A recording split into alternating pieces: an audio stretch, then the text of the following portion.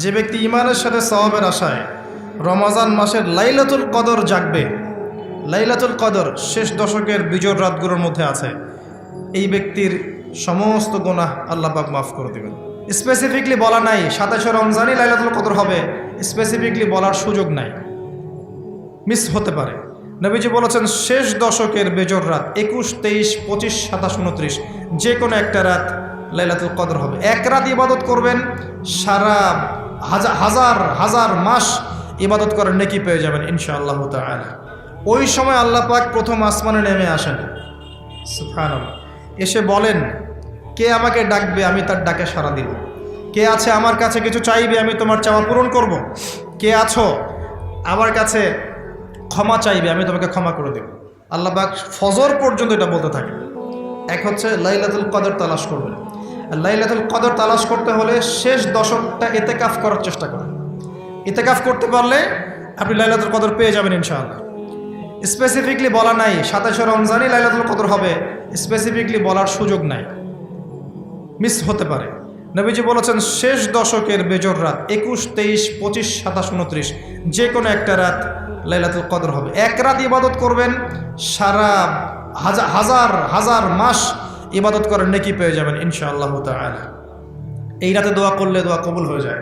আল্লাহ পাক আমাদেরকে লাইলাতুল কদর পাওয়ার তৌফিক দান করুন, ইতিকাফ করার তৌফিক দান করুন। আমিন। আরেকটা কাজ যেখান থেকে আমি আসবো, কোরআনময় রমাদানে, রমজান মাসে সবচেয়ে বড় যে কাজটা, এটা দিয়ে শেষ করছি, শোনেন, এখানে একটু সময় নিব, আমি একটু ধৈর্য ধরেন। রমজান মাসের সবচেয়ে বড় কাজ এবং রমজান মাস যে কারণে মহামান্বিত বা মহিমান্বিত, শব্দটা হয়তো আমি ভুল বলেছি, তো সেটা হচ্ছে আল কোরআনুল কারীম। রমজান মাস সেই মাস যেই মাসে কোরআন নাজিল করা হয়েছে। কি কারণে রমজান মাসে এত ফজিলতময়? প্রশ্নটা কি একটা যৌক্তিক প্রশ্ন না? শাবান মাসে কেন এত কিছু নয়, রজব মাসে নয় কেন, রমজান মাসেই কেন? উত্তর একটা উত্তর, যে শাহরু রমাদানাল্লাযী উনজিলা ফীহিল কোরআন। রমজান সেই মাস যেই মাসে আমি কোরআন নাজিল করেছি। কি জন্য নাজিল করেছেন আল্লাহ পাক? হুদাল লিন্নাস, এটা মানব জাতির জন্য হেদায়েত, ওয়া বাইয়িনাতিন মিনাল হুদা, এবং এটা সুস্পষ্ট একটা প্রমাণ, ওয়াল ফুরকান, এবং সত্য মিথ্যার মানদণ্ড, ইলা আখিরিল আয়াত। সূরা কদরে আল্লাহ বলছেন ইন্না আনজালনাহু ফি লাইলাতুল কদর, আমি লাইলাতুল কদরে কোরআন নাজিল করেছি। আর কদর কোন মাসে? শাবানে না রজবে না রমজানে? তাহলে রমজান মাসে কোরআন নাজিল হয়েছে, প্রমাণ হলো। তো যেটা বলছিলাম, আমরা কিন্তু জানি খুব ভালো করে যে আমরা কি কি পাপ করেছি। এই পাপগুলোকে একটু খাতার মধ্যে লিস্ট করতে হবে, পারবেন? নিজের বড় বড় পাপগুলোকে খাতায় লিস্ট করতে পারবেন? পারা যাবে ইনশাআল্লাহ। ছোটোখাটো পাপের কথা বাদ দেন, ছোটোখাটো পাপ আল্লাহ পাক অজু করলে মাফ করে দেন। অজু করলে পাপ মাফ হয়ে যায়। নামাজের জন্য হেঁটে যাচ্ছেন, পাপ মাফ হয়ে যায়। আপনি এই যে আপনার পায়ের মধ্যে একটা কাঁটা ফুটেছে, পাপ মাফ হয়ে গেছে। আপনি জ্বর আসছে, আপনার গোনা মাফ হয়ে যাচ্ছে। আপনি মুসাফা করছেন আমার সাথে, আপনার গোনা ঝরে যাচ্ছে, আমার গোনাও ঝরে যাচ্ছে। ছোটোখাটো পাপ মাফের অসংখ্য পদ্ধতি আছে, আল্লাহ পাক দিয়ে দিয়েছেন আমাদেরকে।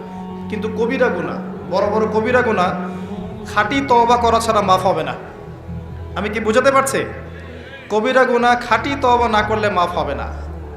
এই রমজানে আমাদের কবিরা গুনার লিস্ট আমাদেরকে করতে হবে, নিজের আমলনামার লিস্ট নিজেকে করতে হবে, এবং রমজানে রোজা রেখে সওমরত অবস্থায় আল্লাহকে বলতে হবে, আল্লাহ আমি অমুক পাপ করেছিলাম, আমাকে মাফ করে দাও। আল্লাহ আমি অমুক পাপ করেছি, আমাকে মাফ করে দাও। আল্লাহ আমি অমুক পাপ করেছি, আমাকে মাফ করে দাও। পারা যাবে ইনশাআল্লাহ। আল্লাহর জন্য এক মুহূর্তের ব্যাপার, আল্লাহ পাক আপনার সমস্ত পাপকে নেকি দিয়ে পরিবর্তন করে দিবেন ইনশাআল্লাহ, যদি মুখলেসভাবে আপনি তওবা করতে পারেন। আরেকটা বিষয় থেকে যায়, সেটা হলো মানুষের সাথে জড়িত হক। অনেক সময় দেখা যায় কাউকে গালি দিয়েছি, কাউকে অপবাদ দিয়েছি, কারো সম্মানহানি করেছি, কাউকে মিথ্যা অপবাদ দিয়েছি, কারো প্রতি হিংসা করেছি, বিদ্বেষ রেখেছি, কারো সম্পদ আত্মসাৎ করেছি, কারো জিনিস চুরি করেছি, ছিনতাই করেছি বা ডাকাতি করেছি, বা কারো সম্পদ আত্মসাৎ করে নিজের পেটে ভরেছি, প্রতিবেশীর জমি মেরে দিয়েছি, ওই দুই প্রতিবেশী চাষের জমি জোর করে জবরদখল করেছি। এক কথায় মানুষের সম্মান জান মালের সাথে জড়িত যে পাপ, এই পাপ আল্লাহর কাছে মাফ হবে না।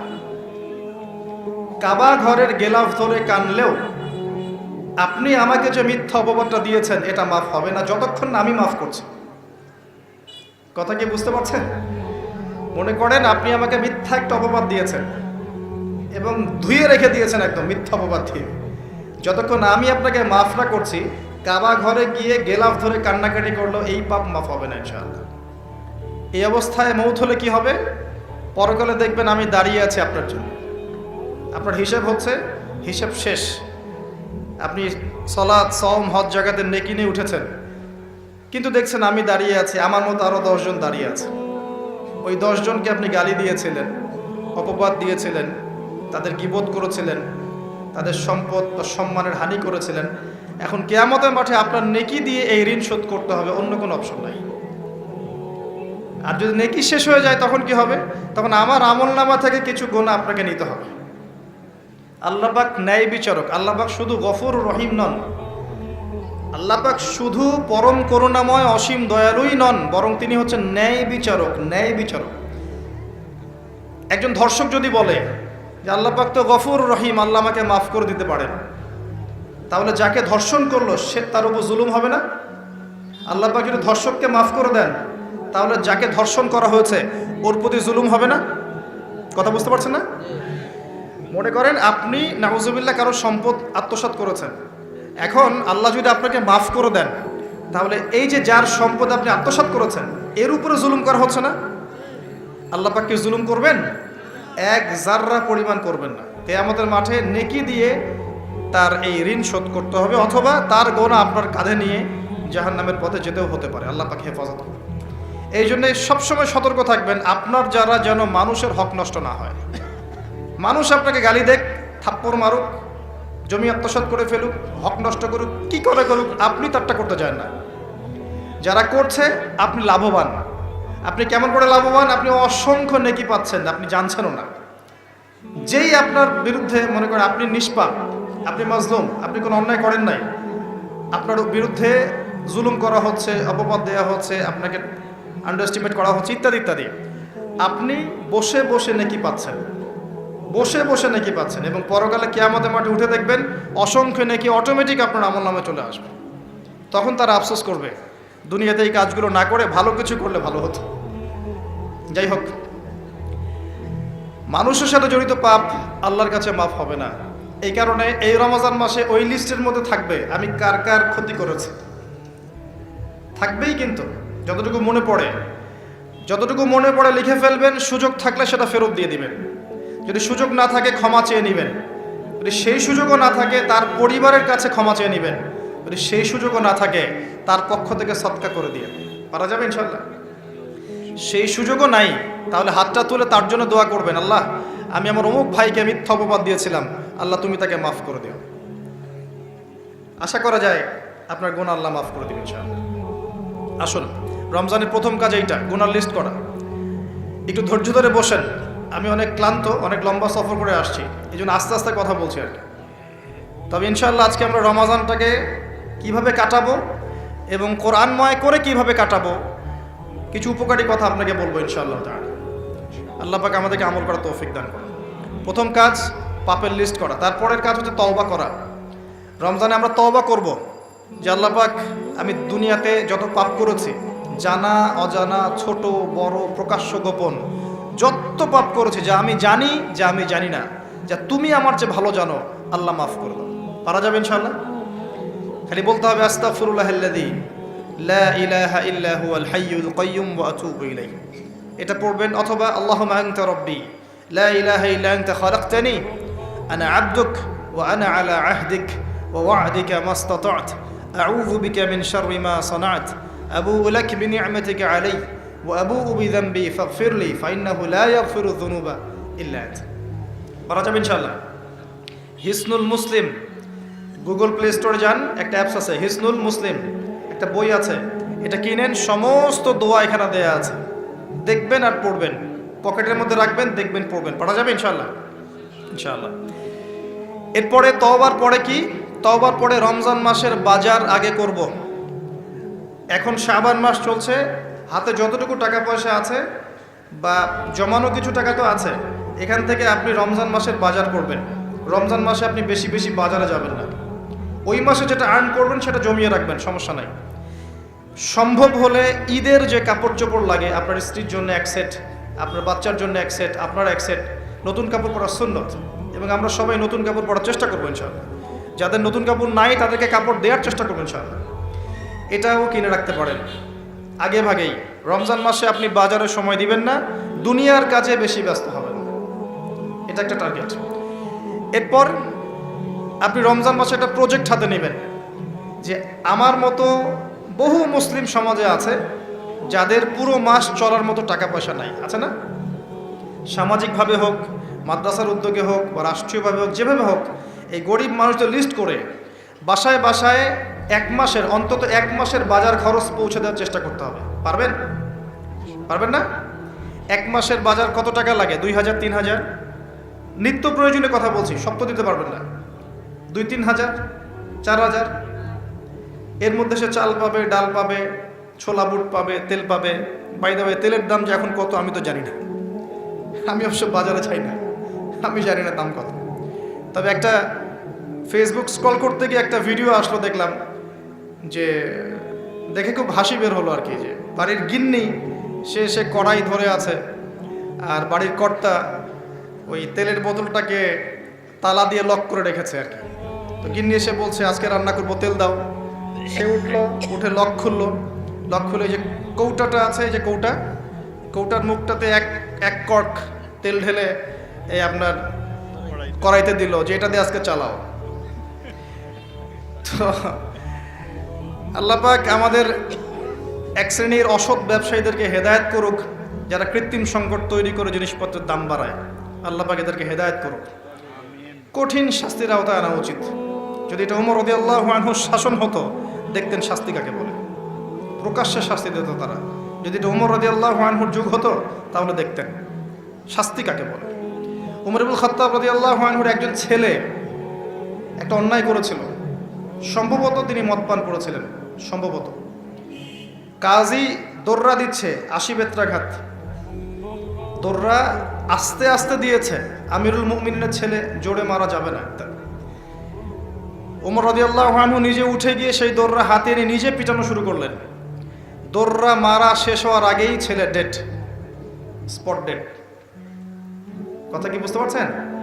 এবার ছেলেকে দাফন করলেন, দাফন করে বাকি দোররা যে কটা বাকি ছিল, এই বাকি দোররাগুলো তার কবরের উপরে মারছে।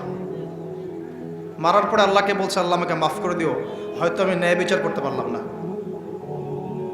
আমি কি বুঝাতে পারছি ভাই? এটা তার শাসন। এরকম শাসন আবার আসবে ইনশাআল্লাহ, মনে করবেন না যে আসবে না। যা দেখছেন সব কিছু থাকবে না, এগুলোর কিছুই থাকবে না। পুরো বিশ্বে যা দেখছেন, এই আমেরিকা, এই আপনার ইসরায়েল, এই রাশিয়া, এই যে চায়না, এই যে ন্যাটো, আপনার ইউনাইটেড নেশনস, যা দেখছেন সব কিছু ধ্বংস হয়ে যাবে ইনশাআল্লাহ। এটাই বাস্তব। কুদিয়াল আমর, লেখা হয়ে গেছে কোরআনে এবং সুন্নায়। এবং বাইতুল মাকদাস বা মাকদিস যে যাই বলেন, জেরুজালেম থেকে নবী ঈসা ইবনে মারিয়াম আবারও সেই রকম একটা শাসন চালু করবেন ইনশাআল্লাহ পৃথিবীতে। বিশ্বাস হচ্ছে না? দেখতে থাকেন সামনে কি হয়। পরাশক্তিগুলো ধ্বংস হয়ে যাবে। যাই হোক, আজকে ওই দিকে যাচ্ছি না, টপিক ওইটা না। যেটা বলছি, বাজার করে ফেলেন এবং প্রজেক্ট নেবেন। যারা দরিদ্র দুস্থ, এদের পরিবারে আমরা পার পরিবার একটা করে প্যাকেজ পাঠিয়ে দিব, যেখানে নিত্য প্রয়োজনীয় দ্রব্য থাকবে। তারাও যেন রমজান মাসে খেয়ে পরে বাঁচতে পারে। পারা যাবে ইনশাআল্লাহ? চেষ্টা করেন, আল্লাহ পাক আপনার রিজিকে বরকত দিবে ইনশাআল্লাহ। একটা হাদিসে আছে যে বান্দা যতক্ষণ অন্য ভাইয়ের সাহায্যে থাকে, আল্লাহ ততক্ষণ ওই বান্দার সাহায্যে থাকে। আর একজন মুসলিম ভাইয়ের প্রয়োজন পূরণ করতে যাওয়া, খালি হেঁটে হেঁটে যাওয়া, এটা মসজিদে নববীতে বসে 12 বছর ইতিকাফ করার চেয়ে বেশি নেকির কাজ। এগুলো আমরা হয়তো বুঝি না, মনে করি তার সাথে যাব, আমার তো সময় নষ্ট হচ্ছে। আপনি 12 বছর ইতিকাফের নেকি পাচ্ছেন, তাও যে কোনো মসজিদে না, নববী মসজিদে। সুবহানাল্লাহ। কোরআনের বরকতে সব বিপদ আপদ কেটে যেতে পারে।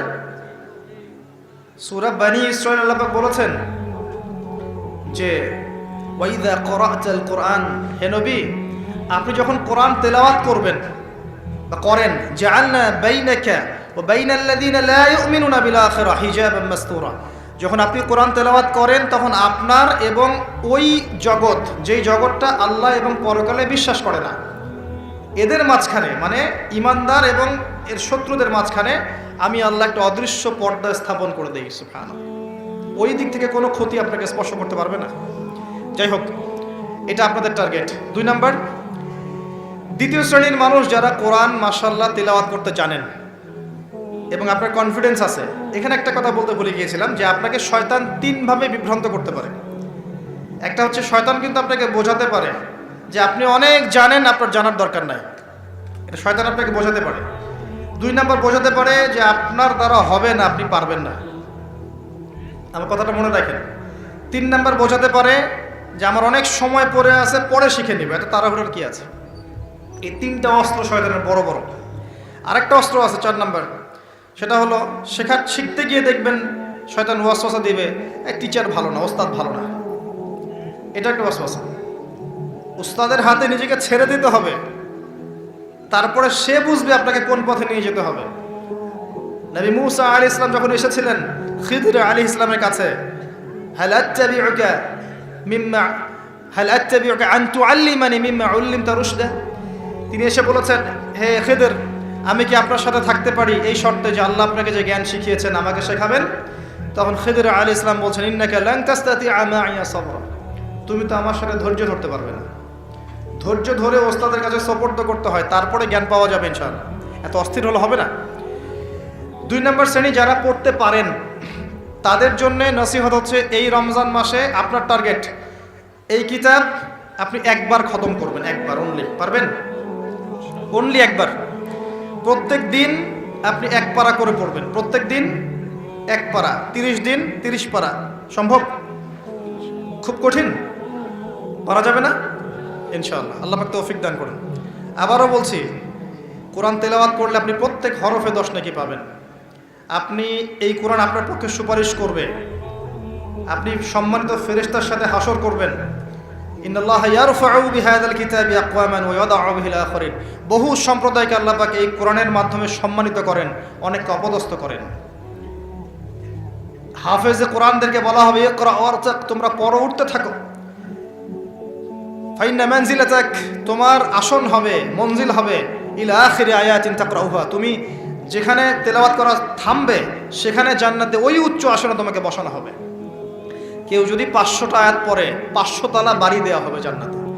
কেউ যদি 1000 আয়াত পড়তে পারে 1000 তলা বাড়ি দেওয়া হবে জান্নাতে ইনশাআল্লাহ তাআলা। জি, শেষ করছি আমরা একটু। আর কিছু নেকি আছে, যেমন আপনি যদি সূরা বাকারা পড়েন, আপনার ঘরের মধ্যে শয়তান আসবে না ইনশাআল্লাহ, আপনার জীবনে বরকত হবে। আপনি আয়াতুল কুরসি পড়েন প্রত্যেক ফরজ নামাজের পরে, আপনার মৃত্যু ছাড়া জান্নাতে যাওয়ার কোনো বাধা নাই। সূরা মুলক পড়েন রাতের বেলা, এটা আপনাকে কবরের আযাব থেকে বাঁচাবে। সূরা কাহফ পড়েন প্রথম 10 আয়াত শেষ 10 আয়াত, আল্লাহ পাক আপনাকে দাজ্জালের ফিতনা থেকে বাঁচাবে ইনশাআল্লাহ। সূরা ইয়াসিন পড়েন, আপনার হাজত পূর্ণ হয়ে যেতে পারে ইনশাআল্লাহ তাআলা। আপনি সূরা বাকারার শেষের আয়াতগুলো পড়েন, 3টা আয়াত, সারা রাত নফল নামাজের নেকি পাবেন। অনেক ফজিলত, এটা বলে শেষ করতে পারবো না, আমি গুটিয়ে নিচ্ছি। যারা কোরআন তেলাওয়াত করতে পারেন তাদের জন্য কোরআনময় রমাদান হচ্ছে, আপনারা কোরআন 1 পারা করে পার ডে পড়বেন, একবার খতম দিবেন। পারা যাবে? আল্লাহ পাক তৌফিক দান করুন। 3 নাম্বার, তারা যারা হাফেজে কোরআন, তাদের টাস্ক হচ্ছে এই কোরআন রমজান মাসে পুরোটা আবার হিফসের চর্চা করবেন। অনেক সময় ইয়াদদাশ কমে যায় না, অনেকে আমরা ভুলে যাই না। হাফেজদের প্রতি নসিহত হচ্ছে, এই মাসে আপনি পুরো কোরআনটাকে আবার রিগেইন করবেন, রিভাইজ করবেন, চর্চা করবেন, আবার আগের জায়গায় ফিরিয়ে নিয়ে আসবেন। পারবেন ইনশাআল্লাহ? আল্লাহ তৌফিক দান করবেন। এবং সম্ভব হলে তারাবির নামাজ পড়ান। যারা তারাবির নামাজ পড়ায় তারা সৌভাগ্যবান, তারা পুরো কোরআনটা হিফজ করার সুযোগটা পেয়ে যায়। আল্লাহ পাক তাদেরকে তৌফিক দান করুন। এখানে একটা কথা বলবো আমি 1 মিনিটে, যে ইমাম, খতিব, মুয়াজ্জিন যারা আছেন তাদের ভালো ভাতার ব্যবস্থা করবেন, তাদের পরিবারের ভরণ পোষণের জন্য ভালো অঙ্কের ভাতার ব্যবস্থা করবেন। সব কিছুর দাম বাড়বে, তাদের ভাতা বাড়বে না, এটা হতে পারে না। তাদের জন্য, তাদের পক্ষে যদি কথা বলার কেউ না থাকে, আমি কথা বলছি, তাদের জন্যে আপনি ভালো অঙ্কের ভাতার ব্যবস্থা করবেন, তাদেরকে যেন পরিবার নিয়ে টেনশন করতে না হয়। নামাজ পড়াবেন, তারাবি পড়াবেন, খুতবা দিবেন, দিনের প্রচার করবেন, আপনি তার পরিবারের দায়িত্ব নিয়ে নেবেন। পারবেন? এটা করতে না পারলে তো আল কোরআন আলো ঘরে ঘরে জ্বলবে না। কোরআনওয়ালা মানুষের যদি সমস্যা থাকে তাহলে কোরআনের কথা কে বলবে, কে নামাজ পড়াবে, আর কে আপনাকে তারাবি পড়াবে? তারা অনেক মাজলুম এবং অসহায়, তারা মুখ ফুটে অনেক কথা বলতে পারে না, তাদের পক্ষে কথা বলার মানুষ খুব কম।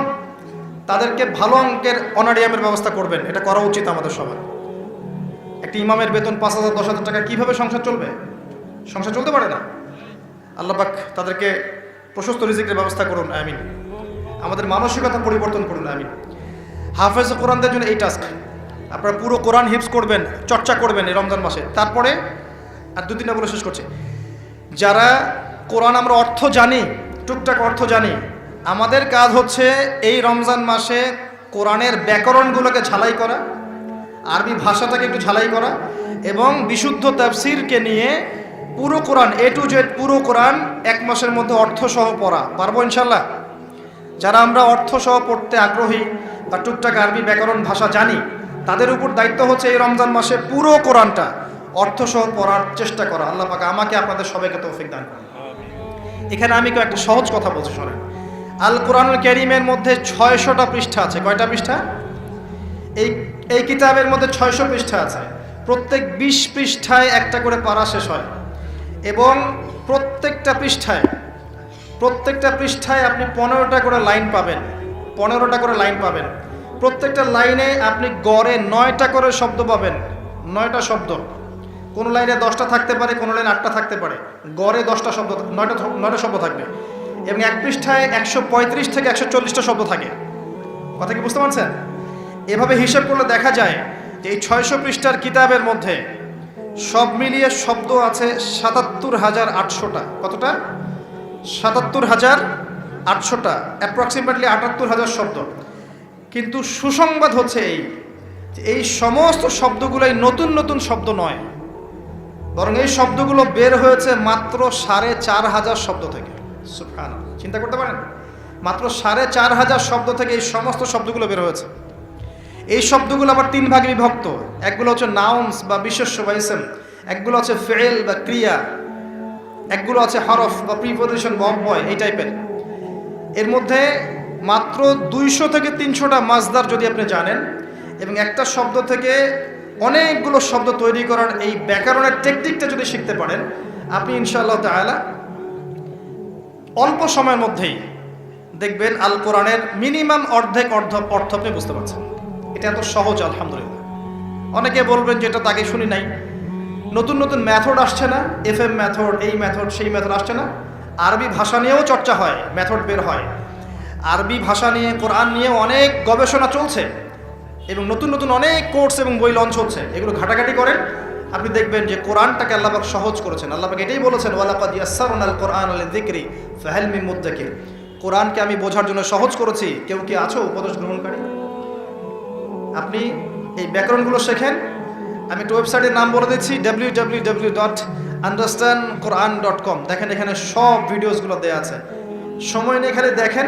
ইংরেজি ভাষায় দেওয়া আছে, উর্দু ভাষায় দেওয়া আছে। আপনি বুঝবেন, সহজ উর্দু, সহজ ইংরেজি, আপনি পারবেন ইনশাআল্লাহ তাআলা। একটু সময় দেন, 6টা মাস, 1টা বছর সময় দেন, আপনি ইনশাআল্লাহ আল কোরআনের মিনিমাম 60 থেকে 70% অর্থ করতে পারবেন ইনশাআল্লাহ তাআলা। বাকি যেগুলো পারবেন না, সেগুলো একটু কঠিন, সেগুলো আপনাকে আরও উচ্চ লেভেলের বই পড়তে হবে, আলেম ওলামার কাছে গিয়ে পড়ে থাকতে হবে, গ্রামার শিখতে হবে, ব্যাকরণগুলো শিখতে হবে। আস্তে আস্তে আস্তে আপনি পারবেন ইনশাআল্লাহ। শুধু সূরা ফাতিহাতে যে কয়টা শব্দ আছে, 19টা 20টার মতো শব্দ থাকতে পারে। এই শব্দগুলো কোরআনে ঘুরে ঘুরে এসেছে প্রায় 7,800 বার। কতবার? 7,800 বার। এই শব্দগুলো আলহামদু লিল্লাহি মালিক আর রহমান আর রহিম ইয়াকা ওয়া না'বুদু নাস্তাঈন, এই শব্দগুলো ঘুরে ঘুরে কোরআনে এসেছে প্রায় 7,800 বার।